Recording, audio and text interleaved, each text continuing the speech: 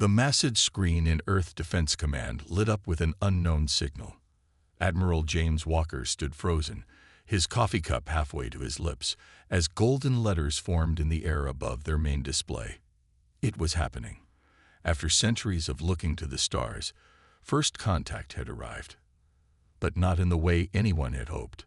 To the primitive species of Sol 3, designated as Earth in local dialect, the Galactic Empire demands your immediate attention.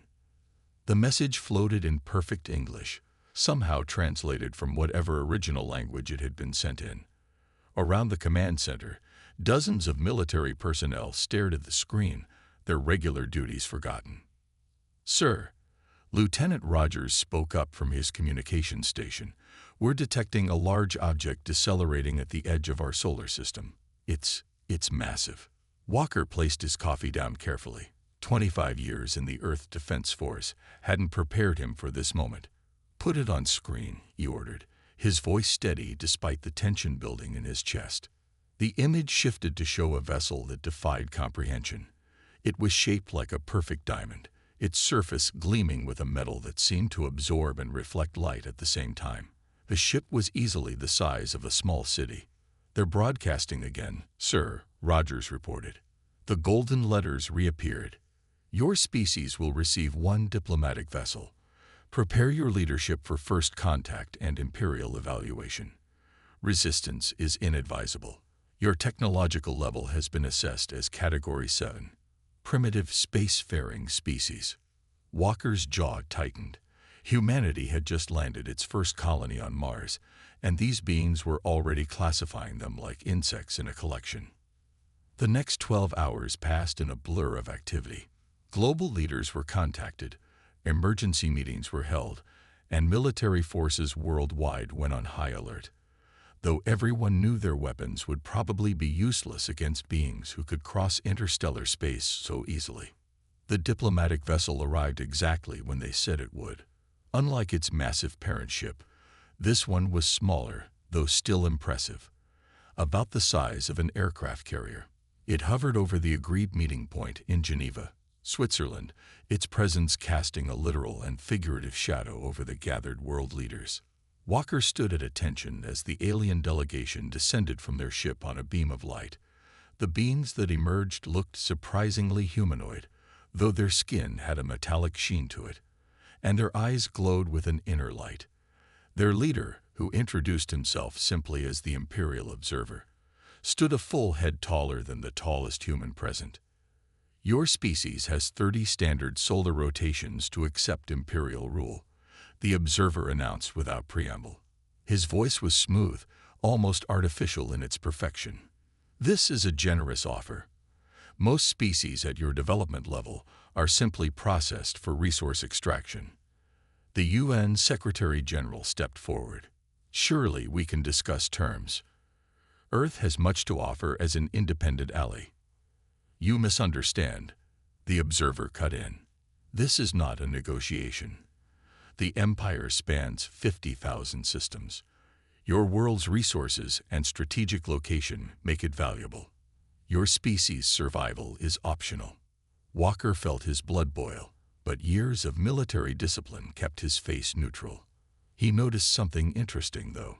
Despite their advanced technology, the Imperial delegates moved with an almost robotic predictability. Every gesture, every step seemed to follow a preset pattern. They showed no ability to adapt to the informal aspects of human interaction. The meeting continued for several hours, but the message remained the same: submit or face extinction. As the Imperial delegation prepared to leave, Walker noted how they checked their data tablets with almost obsessive regularity, as if unable to function without constant input from their technology. Back at Defense Command, Walker reviewed the sensor data from the meeting. Something wasn't adding up. The Empire's technology was incredibly advanced, yes, but it seemed rigid, predictable, like they'd stopped innovating centuries ago. "Sir," Rogers called out, "you need to see this. Our old radio telescopes picked up something interesting. The Empire's ships, they're giving off regular patterns, like they're running on some kind of standardized system." Walker smiled for the first time that day. Maybe humanity's primitive technology wasn't such a disadvantage after all. They had 30 days to prepare, and he was already forming a plan. The Empire had made three crucial mistakes. They'd underestimated humanity's resolve, they'd revealed their technological patterns, and most importantly, they'd made humanity angry. Earth would not go quietly into the night. The Empire was about to learn why you don't corner a species that had survived everything from ice ages to their own nuclear madness. The warning had been delivered, but not the one the Empire thought. For the first time in human history, every nation on Earth worked as one. The usual squabbles over borders and resources vanished in the face of extinction. Admiral Walker watched from the new Global Defense Center as representatives from former enemy nations shared information freely. "Show me the quantum shield test results," Walker ordered, his eyes fixed on the main screen. The underground facility, buried deep beneath the Rocky Mountains, hummed with activity. Dr. Miller, the lead scientist, stepped forward. Her gray hair was messy from countless sleepless nights. "Sir, we've been hiding this technology for the past decade. The shields work by creating a quantum field that exists in multiple states at once. Simply put, you can't hit what you can't pin down in space-time." The screen showed footage of a test site where missiles simply passed through their target, unable to lock onto its true position. It was humanity's greatest secret and their best hope. "And the Empire doesn't know about this?" Walker asked. "No, sir. We developed it using principles their advanced sensors can't detect. Sometimes being primitive has its advantages." Dr. Miller allowed herself a small smile.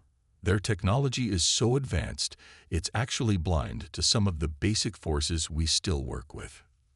The next revelation came from the military division. Colonel Thompson, a weathered veteran, brought up a holographic display of the Empire's ship movements. "Look at these patterns, sir. Their faster-than-light travel follows exact mathematical sequences. It's incredibly efficient, but predictable." Walker finished. "Like a train on tracks." "Exactly. Their AI systems run everything, but they always choose the optimal path. They've forgotten how to think outside their programming." Walker gathered the world's military commanders for a briefing. Representatives from every major armed force sat around a massive table, their faces lit by the blue glow of holographic displays. "Ladies and gentlemen," Walker began, "we found our advantage. The Empire relies entirely on their advanced technology. But that technology follows rules. Rules we can observe and predict." He brought up images of old military equipment being modified with new systems. "We're going to combine our primitive weapons with quantum technology. Nuclear submarines are being converted for space travel. Our old radio systems, which they consider obsolete, will be our secure communication network." The Russian commander stood up. "Our deep bunker manufacturing facilities are already at full production. The Empire's scans can't penetrate our deepest bases." "The Chinese space fleet is ready," added another officer. "Our ships may look primitive to them, but with the quantum shields." Reports came in from around the world. India's tech centers had cracked parts of the Empire's communication codes. European weapons factories worked around the clock. African quantum labs perfected the shield technology. 20 days into their 30-day deadline, humanity was ready, but they needed the Empire to think otherwise. Walker coordinated with the UN to send a message to the Imperial vessel. "Due to our primitive nature," he dictated with a hidden smile, "we require more time to prepare our world for Imperial integration." The Empire's response was predictably arrogant. "Your species' inadequacies were anticipated. You have been granted an additional 10 solar rotations to prepare for preliminary resource extraction." In the command center, Walker watched the Imperial ships settling into standard orbit patterns. Their massive vessels moved with mechanical precision, following the same routes every time. "They think we're busy surrendering," Walker told his staff, "but humanity has never been good at following orders from tyrants." Deep beneath the Earth's surface, vast hangars held thousands of modified weapons and vessels. The quantum shield network was ready to deploy around the entire planet. Old nuclear submarines, now transformed into stealth spaceships, waited in underground water bases. "Sir," Lieutenant Rogers reported, "the last pieces are in place. Even their deep scans show only what we want them to see.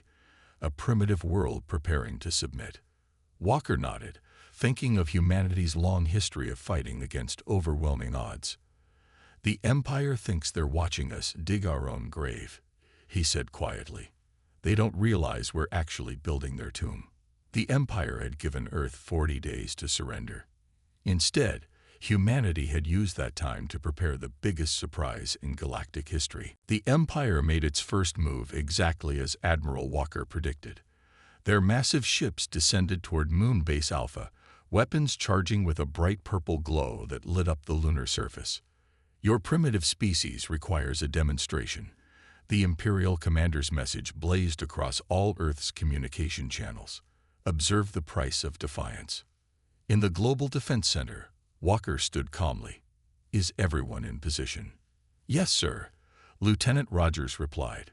"Moon Base Alpha has been evacuated. Only remote drones remain." The Empire's ships fired. Massive energy beams struck the moon base, or tried to. At the last second, the quantum shields activated.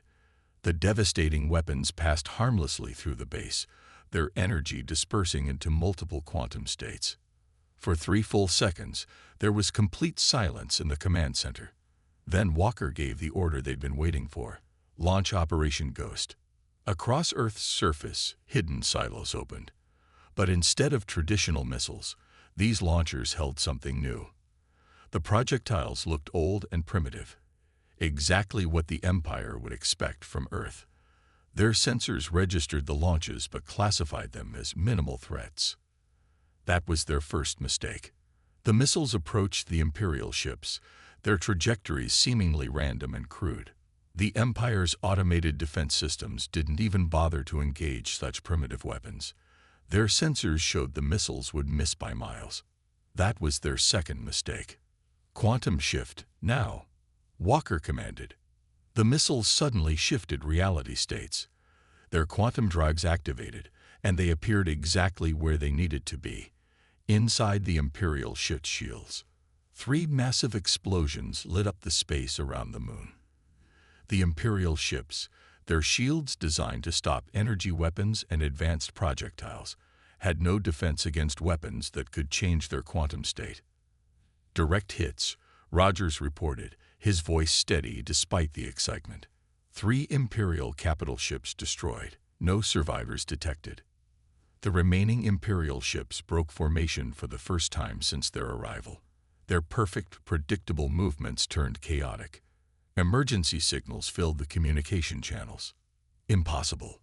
The Imperial commander's voice had lost its artificial smoothness. "Your species lacks the technological capability for such attacks." Walker opened a channel to respond. "You made the mistake of assuming complex meant better. Sometimes the simple solution is the most effective." The Imperial fleet retreated to a higher orbit, their formations now irregular and defensive. Earth's quantum-masked sensors picked up frantic communications between the fleet and their command structure.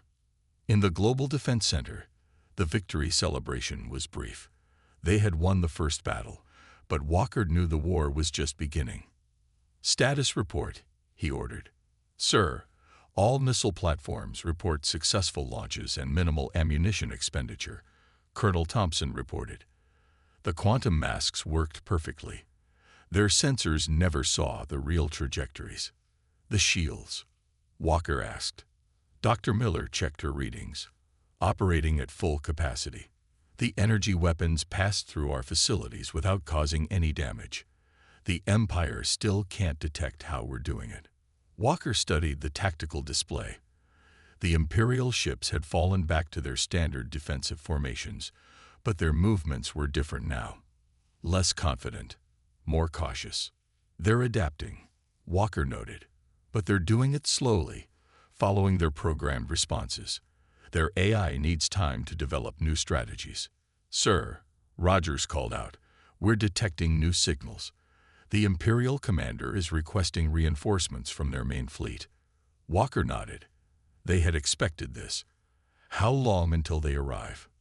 Based on their standard FTL patterns, 7 days. Good. That gives us time for Phase 2. Walker turned to address the command center. The Empire just learned that humanity isn't as primitive as they thought. Now we show them what happens when they back us into a corner. Deep beneath the oceans, the converted nuclear submarines powered up their new space drives. In underground bases around the world, more weapons were being prepared. The quantum shield network expanded daily, covering more and more of Earth's space. The Empire had wanted to give Earth a demonstration of power. Instead, they had received one themselves. And this was just the beginning. The real war was about to start. Admiral Walker stood before the Imperial delegation in Geneva, his expression carefully crafted to show submission. The meeting room was the same as their first encounter, but this time the atmosphere was very different.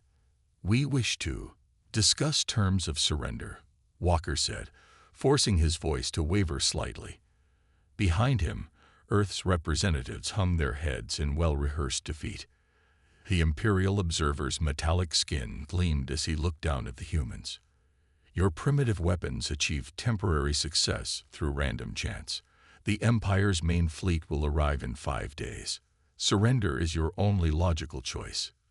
"Yes," Walker agreed, watching how the observer checked his data tablet every 30 seconds. "Exactly 30 seconds. We understand now. We only ask for time to prepare our world for Imperial rule." Deep beneath the ocean's surface, a very different conversation was taking place. Inside the converted nuclear submarine U.S. Phantom, Captain Reed watched her crew install the last of the quantum drive systems. "All ships report ready, Captain," her first officer reported. "The Empire's sensors still can't penetrate the ocean's depths. They have no idea we're here." Around the world, more submarines were being transformed into space-worthy vessels. Their old nuclear engines now powered quantum drives, while their hulls were reinforced with materials that absorbed Imperial scans. In the Himalayan bunkers, Dr. Miller coordinated with global science teams. "The quantum shield network is at 90% coverage," she reported via secure radio channels. "Technology so old the Empire's advanced systems couldn't decode it. When their main fleet arrives, they'll find Earth a much harder target than they expect." Walker continued his performance in Geneva.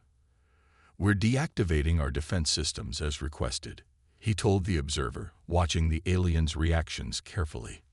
Every gesture, every response was precisely timed and predictable, a weakness Earth would exploit. The observer consulted his tablet again.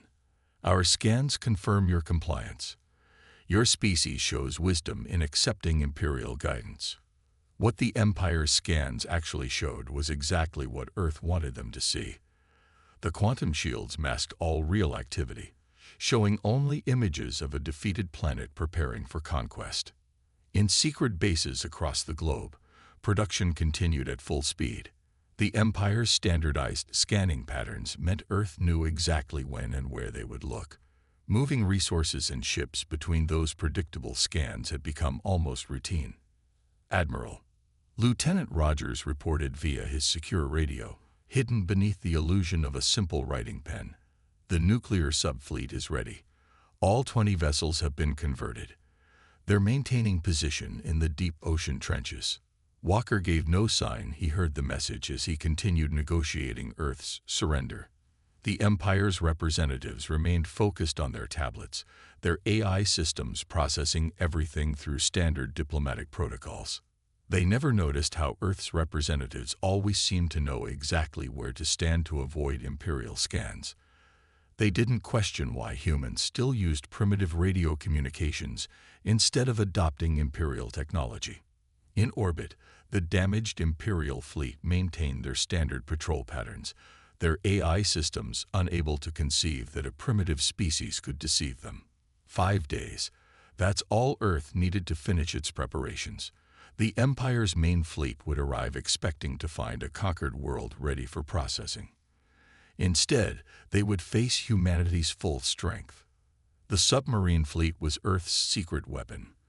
The Empire's sensors couldn't track them underwater, and their AIs had no protocols for dealing with underwater vessels that could suddenly emerge in space. Each sub carried enough firepower to destroy a capital ship, and their quantum drives would let them appear anywhere in the solar system. Walker concluded the surrender negotiations with a deep bow. "We will be ready to receive the Imperial fleet," he promised. The observer's artificial smile never changed. "Your species will serve the Empire well," he said, checking his tablet one final time before departing. In the Global Defense Center, Walker finally allowed himself to show a real smile. "Everything ready?" he asked his staff. "Yes, sir," Rogers replied. "All forces in position. The Empire thinks they're arriving to accept our surrender. Instead, Walker finished, they're flying into a trap. Sometimes the best way to win a war is to let your enemy think they've already won it. The Empire had no idea that Earth's primitive technology, combined with their quantum advances, had turned their entire planet into one massive trap. In 5 days, they would spring it. The Imperial main fleet arrived exactly on schedule. 500 massive ships appeared at the edge of the solar system, their diamond shapes blocking out the distant stars. In the Global Defense Center, Admiral Walker watched them approach in perfect formation. "They're not even trying to hide their movements," he noted. "Their battle computers are still following standard invasion protocols." Lieutenant Rogers monitored the communications. "They're broadcasting their victory message already, sir, in every language on Earth." The Imperial Supreme Commander's voice filled every channel. "Primitive species of Earth, witness the Empire's true might. Surrender is no longer an option. Prepare for immediate resource extraction." Walker pressed a button on his command chair. Now, around the Earth, the quantum shield network activated fully for the first time.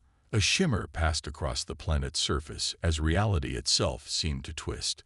The Empire's sensors suddenly went blind. "What is this?" The Supreme Commander's voice lost its artificial calm. "Our scans show nothing." "Impossible." "Sir," Rogers reported with a grin, "they're falling for it. Their ships are moving closer to investigate, exactly as predicted." The Imperial fleet descended toward Earth in standard search patterns, their massive ships moving in perfect geometric formations. They looked like an unstoppable force, until they hit the gravity wells. Hidden quantum generators activated, creating localized areas of intense gravitational force. Dozens of Imperial ships found themselves trapped, unable to escape the artificial gravity fields. "All submarines, surface now," Walker commanded. Across Earth's oceans, 20 converted nuclear submarines activated their quantum drives. They vanished from the depths and reappeared in space, surrounding the trapped Imperial ships. Their primitive nuclear missiles, enhanced with quantum technology, launched simultaneously. The Empire's AI systems didn't even register the attacks as threats until it was too late. Their shields, designed to stop energy weapons, proved useless against physical warheads that could shift between quantum states. Explosions lit up Earth's orbit as the first wave of Imperial ships were destroyed. The remaining fleet tried to regroup, but their programmed responses weren't designed for this kind of warfare. "Second wave, launch," Walker ordered. Hidden bases around the world opened, revealing Earth's converted fighter jets and rockets. They looked old and outdated, until their quantum drives activated. The Empire's tracking systems couldn't lock onto targets that existed in multiple states at once. "Their formation is breaking down," Rogers reported. "Their AIs can't process what's happening. They're defaulting to basic defense protocols." Walker watched as the mighty Imperial fleet fell into chaos. Their ships, for the first time in centuries, had to rely on manual control. But their crews had forgotten how to fight without their AI assistance. "Sir," Colonel Thompson called out, "the quantum gravity wells are working better than expected. 30% of their fleet is trapped. They can't escape unless they shut down their main drives. And if they do that," Walker smiled, "they'll be dead in space." The battle raged for hours, but it was already decided. Earth's primitive weapons, combined with quantum technology the Empire couldn't understand, tore through the supposedly invincible fleet. The Supreme Commander's voice returned, but this time it shook with genuine emotion. "This is impossible. You are a primitive species. Your technology is inferior." Walker opened a channel to respond. "You forgot something important. While your empire grew comfortable with its advanced technology, humanity had to fight and survive using whatever we had. We never stopped learning, never stopped adapting." "Sir," Rogers interrupted, "the remaining Imperial ships are trying to retreat, but the quantum gravity wells." "Let them try," Walker said. "They'll find out that leaving is just as hard as arriving." The Empire's mighty fleet was in ruins. Their perfect formations were shattered, their advanced AI systems confused by Earth's quantum technology. Ships that managed to escape the gravity wells found themselves attacked by submarines appearing from impossible angles. Earth had not just survived. They had done the impossible. They had beaten the Empire at its own game, using the very primitiveness they were mocked for as their greatest weapon. But Walker knew this was just the beginning. The real fight was still to come. The remains of the Imperial fleet hung in Earth's orbit like broken diamonds, their once perfect surfaces scarred by battle damage. But Admiral Walker knew better than to celebrate too early. The Empire had ruled for thousands of years. They wouldn't accept defeat easily. Multiple quantum signatures detected. Lieutenant Rogers called out, "They're bringing in reinforcements." Through the quantum distortions appeared a second fleet, even larger than the first. Leading them was a massive ship shaped like a perfect sphere, the Imperial Command Vessel. "Attention primitive rebels," a new voice boomed across all channels. "I am Grand Admiral Stone, personal commander of the Emperor's fleet. Your resistance ends now." Walker studied the tactical display. The new fleet was hanging back, learning from the first wave's mistakes. Their formation was different, less rigid, more cautious. "They're adapting," Walker noted. "Time for Operation Thunderstrike." Deep beneath the Pacific Ocean, Captain Reed and her submarine fleet received their orders. "All vessels, prepare for simultaneous quantum jump," she commanded. Target coordinates locked. Around the world, in hidden mountain bases and desert bunkers, Earth's remaining forces moved into position. The quantum shield network pulsed with energy, ready for what was coming. Grand Admiral Stone's voice returned.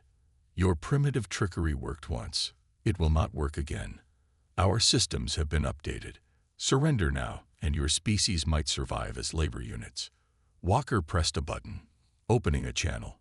"You still don't understand, do you? We're not trying to trick you anymore." He nodded to Rogers, who sent the signal. Across Earth's surface, thousands of quantum generators activated simultaneously. The space around the planet twisted, reality itself bending to humanity's will. The Imperial fleet found itself caught in a massive quantum bubble. Their advanced sensors went crazy, showing thousands of possible locations for every Earth vessel. Their AI systems, trying to process the impossible data, began to crash. "Now," Walker commanded. Captain Reed's submarine fleet appeared behind the Imperial ships, their quantum drives placing them in perfect firing positions. But they didn't fire immediately. That was just what the Empire would expect. Instead, Earth's forces put into action a plan that no advanced civilization would ever consider. They went backwards. The submarines launched electromagnetic pulses, technology so old the Empire had forgotten about it. The Imperial ships' advanced systems, trying to handle the quantum distortions, were completely vulnerable to this primitive attack. "Their ships are losing power," Rogers reported with satisfaction. "Their AI systems are offline." The Imperial command vessel, protected by more advanced shields, remained operational. Grand Admiral Stone's voice shook with rage. "What have you done? This is impossible." Walker allowed himself a small smile. "We studied your fleet's movements for 40 days. Your ships depend entirely on AI and advanced technology. So we didn't try to beat your technology. We simply turned it off. Across the battlefield, Imperial ships drifted helplessly, their crews never trained to operate their vessels manually. The mighty Empire's fleet had been defeated not by superior technology, but by its absence. "Sir," Rogers called out, "we're detecting emergency signals from multiple Imperial ships. Their life support systems are failing without main power." Walker nodded grimly. "Begin rescue operations. We're not them. We don't let people die if we can help it." Earth's vessels moved in, quantum drives allowing them to reach the stricken Imperial ships quickly. The submarine fleet, designed for underwater rescue operations, proved perfect for space rescue as well. In his command vessel, Grand Admiral Stone watched in disbelief as the primitive humans saved his crews with technologies that should never have worked in space. "Why?" he demanded. "Why help us after we tried to destroy you?" Walker's response was simple, "Because that's what humans do. We fight when we must, but we help when we can, something your empire seems to have forgotten." The battle was over, but Walker knew this was more than just a military victory. This was the moment everything changed, the day humanity proved that advancement didn't always mean progress, and the galaxy would never be the same. Admiral Walker stood on the bridge of the Imperial command vessel, now under Earth's control. Grand Admiral Stone sat defeated in his own command chair, his metallic features showing emotion for the first time. Confusion. "Your species," Stone said slowly, "was listed as Category 7. Primitive spacefaring species. How did you do all this?" Walker looked out at Earth through the massive view screen. The planet's quantum shield network created a subtle shimmer around its surface, like a soap bubble catching light. "We did it precisely because we're primitive, as you call us. We never stopped thinking for ourselves." Lieutenant Rogers worked at a captured Imperial console, his old radio headset looking strange against the advanced technology. "Sir, we're ready to broadcast on all Imperial channels." Walker nodded. It was time for humanity to address the galaxy. "This is Admiral James Walker of Earth," he began, his voice reaching every Imperial world and ship across thousands of star systems. "Today, we declare our independence from the Galactic Empire. But more importantly, we declare something else, a new way forward." In the command center on Earth, Dr. Miller and her team watched as their quantum technology interfaced perfectly with Imperial systems. The Empire's own communication network carried Earth's message everywhere. "For too long," Walker continued, "the Empire has ruled through technological superiority. But they forgot that technology is meant to serve life, not control it. They forgot that true advancement comes from the heart and mind, not just machines. On hundreds of worlds, enslaved species watched their Imperial overlords' confusion as their perfect systems broadcast this rebel transmission with no way to stop it. To all species under Imperial rule, we say this: look at what Earth has done. We combined our primitive technology with new ideas. We used our outdated weapons in new ways.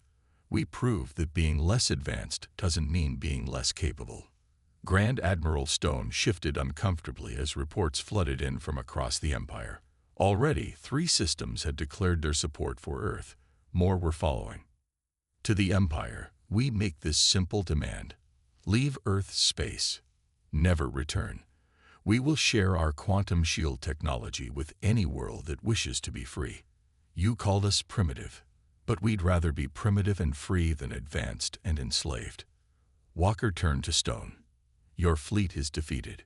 Your crews are safe, thanks to our primitive rescue operations. You have a choice now. Adapt to a galaxy where you're not in control, or face more defeats like this one." Stone looked at his silent command console, its advanced AI systems still offline from Earth's electromagnetic pulse. For the first time in his long life, he had to think without machine assistance.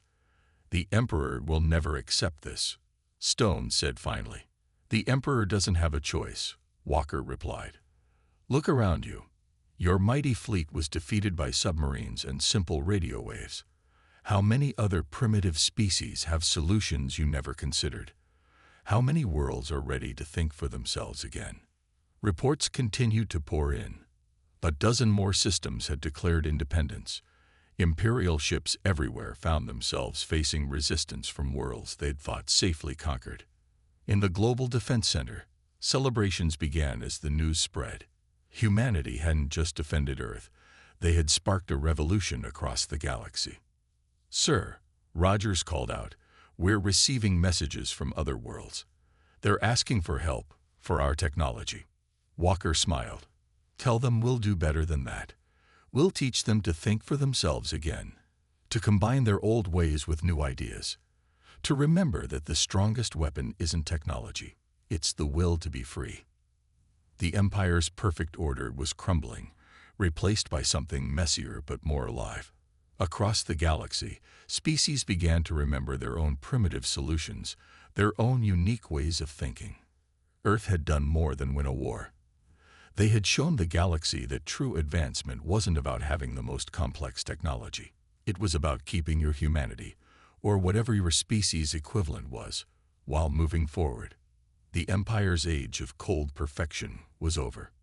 The age of creative freedom had begun.